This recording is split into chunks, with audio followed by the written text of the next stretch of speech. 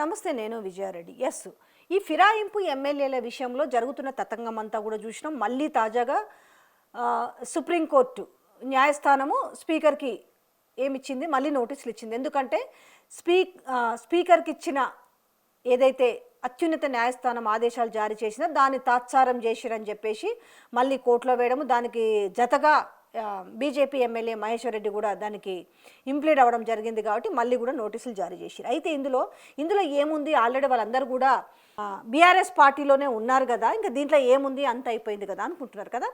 సరే, బీఆర్ఎస్ పార్టీలో ఉన్నారా కాంగ్రెస్ పార్టీలో ఉన్నారా అనేది ఆ కాన్స్టిట్యున్సీ ప్రజలకు తెలుసు, అలాగే స్పీకర్కి తెలుసు, ఆ ఎమ్మెల్యేలకు కూడా తెలుసు.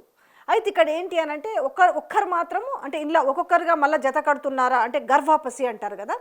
ఇక్కడ గూడెం మహిపాల్ రెడ్డి విషయంలో మళ్ళీ వార్త వస్తుంది, ఆయన మళ్ళీ బీఆర్ఎస్కి వెళ్తాడు అనేసి. ఎందుకంటే ఆయన రీసెంట్గా మాట్లాడింది కదా, నాకు కాంగ్రెస్ పార్టీలోకి వెళ్ళిన దగ్గర నుంచి ఒక్కటి కూడా ఏ పని కూడా జరగలేదు అని చెప్పేసి ఆయన కాంగ్రెస్ పార్టీకి వ్యతిరేకంగా ఆయన మాట్లాడిండు అని చెప్పిండు. నా కాంగ్రెస్ పార్టీ నుంచి ఏమీ జరగలేదని కూడా చెప్పిండు. సో చాలా సాక్ష్యాలు ఉన్నాయి. కానీ ఇక్కడ స్పీకర్ ఏమైందనంటే నిజంగా అత్యున్నత స్థానంలో ఉన్నాడు కాబట్టి, ఆయన ఆ పదవిలో ఉన్నాడు కాబట్టి మనము ఏ మాట మాట్లాడినా కూడా అగౌరవపరిచినట్టు అవుతుంది. కానీ వీళ్ళు తెలంగాణ ప్రజలు అనుకుంటున్నారు నిజంగా స్పీకర్కి చెవులుండి కూడా చెవులు వినిపించలేదా, కళ్ళుండి కూడా కళ్ళు కనిపించలేదా అని మాట్లాడారు. ఎందుకంటే ఈ ఫిరాయింపు ఎమ్మెల్యేల విషయంలో నిర్ణయం తీసుకున్న దాంట్లో చాలా ప్రూఫ్స్ ఉన్నాయి, కానీ దాన్ని ఏది ప్రూవ్ చేసే పరిస్థితుల్లో లేదు కదా. ఎందుకంటే ఫైనల్గా స్పీకర్ నిర్ణయమే కాబట్టి, సుప్రీం కాబట్టి. అయితే అక్కడ ఇమడలేకపోతున్నాడు. సో ఎవరు, పటాన్ చెరువు ఎమ్మెల్యే గూడెం మహిపాల్ రెడ్డి. కాబట్టి మళ్ళీ ఆయన బీఆర్ఎస్లోకి వెళ్ళాలనుకుంటున్నాడు, వెళ్తాడు అనే వార్తలు కంప్లీట్గా వస్తున్న నేపథ్యంలో అయితే ఆయన వెళ్ళాలనుకుంటున్న మాట నిజమే కావచ్చు, కాదు, ఆయన బాటలో ఇంకొంతమంది ఎమ్మెల్యేలు కూడా ఉన్నారు. కానీ ఒకవైపు వీళ్ళు ఈ బీఆర్ఎస్ పార్టీలో గెలిచి కారు గుర్తు పైన గెలిచి హస్తంలోకి చేరిన తర్వాత ఈ 10 మంది ఈ ఫిరాయింపు ఎమ్మెల్యేలు వీళ్ళు సో ఈ సింబల్ మీద గెలిచి ఈ సింబల్లోకి వెళ్ళి కండవా కప్పుకున్నారని చెప్పి చాలా సాక్ష్యాలు జత చేసి సుప్రీంకోర్టులో వేసిరు. ఆ కేసు నడుస్తున్న నేపథ్యంలో మరి గూడెం మహిపాల్ రెడ్డిని దీనికి మళ్ళీ టీఆర్ఎస్లో జాయిన్ చేసుకుంటారా? ఇప్పుడు ఈ ఒక్కరిని జాయిన్ చేసుకుంటే ఈ కేసు మళ్ళీ ఏమవుతుంది అంటే వెనక్కి తీసుకున్నట్లు అవ్వదా అనే కూడా చర్చ కూడా జరుగుతుంది. ఆయన ఇష్టంతో పోలేదు, అక్కడ ముఖ్యమంత్రి అంటే ఒక ప్రెషర్ వల్ల ఆయన బెదిరించిండో, బాతిమలాడిండో, బామాలిండో, ఈయన వెళ్ళింది కండిషనల్గా వెళ్ళిండా అన్కండిషనల్గా వెళ్ళిండా అనే విషయాలు పక్కన పెడితే ఇక్కడ అనుకున్నవి వాళ్ళు ఏవైతే హామీ ఇచ్చారో ఖచ్చితంగా పార్టీలు మారినప్పుడైతే మ్యాక్సిమం 90% అయితే కండిషనల్గానే వెళ్తారు. అన్కండిషనల్గా చేరే వాళ్ళ సంఖ్య అయితే చాలా తక్కువగా ఉంటుంది. ఇది అందరికీ తెలిసిన విషయమే ఆల్మోస్ట్. ఈ నేపథ్యంలో మరి గూడెం మహిపాల్ రెడ్డిని ఇప్పుడు మళ్ళీ తిరిగి బీఆర్ఎస్లోకి తీసుకుంటారా?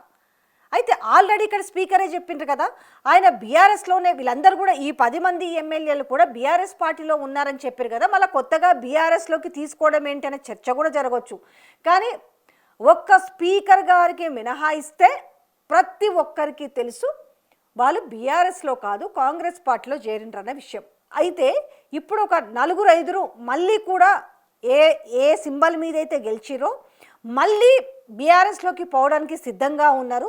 ఇక్కడ కేసీఆర్ అపాయింట్మెంట్ కోసం కూడా చూస్తారు, కానీ వాళ్ళెవరు కూడా వీళ్ళకి యాక్సెప్ట్ చేసే పరిస్థితి లేదు. ఎందుకంటే పార్టీ ఉన్నదే కష్టకాలంలో, అందరికీ తెలుసు.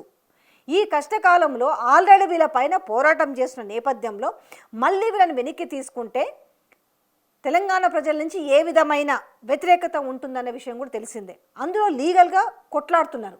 ఇలాంటి నేపథ్యంలో గూడెం మహిపాల్ రెడ్డిని ఎట్లా తీసుకుంటారు?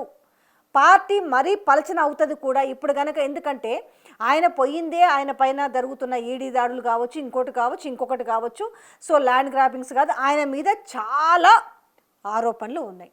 అవి ఆరోపణలు కాదు నిజమే అని కూడా మాట్లాడుతున్న నేపథ్యంలో ఇప్పుడు కనుక మళ్ళీ ఆ సదరి ఎమ్మెల్యేని కనుక తీసుకుంటే ఇక్కడ బీఆర్ఎస్ కూడా అప్రతిష్ట పాలవుతుంది అనే చర్చ జరుగుతున్న నేపథ్యంలో ఇది ఒక క్వశ్చన్ మార్క్. అంటే కాంగ్రెస్ వాళ్ళందరూ కూడా ఇప్పుడు సోషల్ మీడియాలో చెప్తున్నారు, లేదంటే ఈ కాంగ్రెస్ పార్టీలో ఉన్న వాళ్ళు మాట్లాడుతుంది ఏంటంటే మళ్ళీ గూడెం మహిపాల్ రెడ్డి బీఆర్ఎస్లో చేరతాడు, బీఆర్ఎస్లో చేరడానికే ప్రయత్నాలు చేస్తున్నారు అని మాట్లాడుతున్న నేపథ్యంలో నా వరకైతే నేను చెప్తుంది ఏంటంటే ఈయన పోవాలనుకున్న బీఆర్ఎస్లో వాళ్ళు తిరిగి తీసుకోరనేది అంటే కనిపిస్తున్న కాన్సిక్వెన్సెస్ అన్నీ చూస్తే గట్టిగా చెప్పాల్సిన మాట ఏంటంటే నాకు తెలిసి అయితే తీసుకోరు అనేసి.